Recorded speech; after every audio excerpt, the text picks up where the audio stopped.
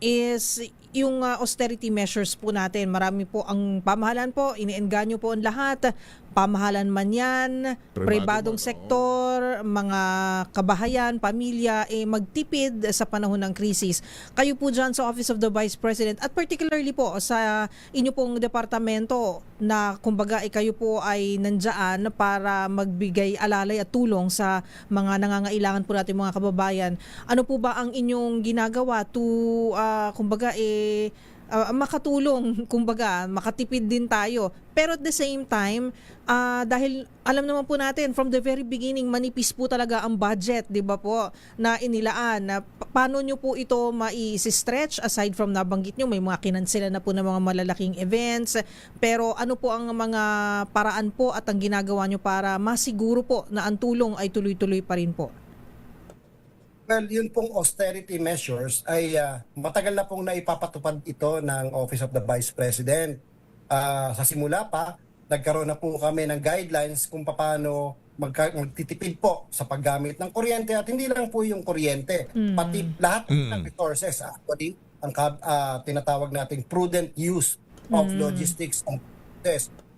Nagkaroon na po kami ng guidelines sa oras ng pagtitipid. Doon po sa kabuuan ng OVP bilang tugon sa crisis in particular, naglabas po kami ng bagong guidelines na ina-adapt po namin yung 4-day work week, pero hindi po ito nangangahulugan na bubuuin namin yung yung lalagpas po kami sa oras ng alas 5 ng hapon, alas 8 hanggang alas 5 pa rin, at pagdating po ng Biyernes, kung saan na work from home po ang arrangement ng mga empleyado, online po ang aming trabaho. Opo. Hindi ho na nasa bahay kami ay nagpapahinga. Nagtatrabaho rin po kami sa pamamagitan ng mga virtual. High-tech na po tayo ngayon. So digital na po at tuloy-tuloy rin yung meeting kahit nasa bahay. Nang sa ganon, yung po ng ating tanggapan ay hindi lang ito makakatulong sa mga kababayan natin, kundi sa buong gobyerno po, nakakaambag kami ng aming gawain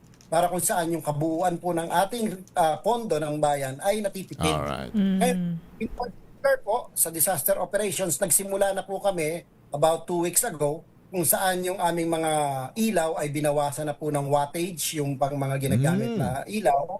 Yun pong pagsindi at pagpatay po ng mga equipment, kagaya po rin ng air conditioning units.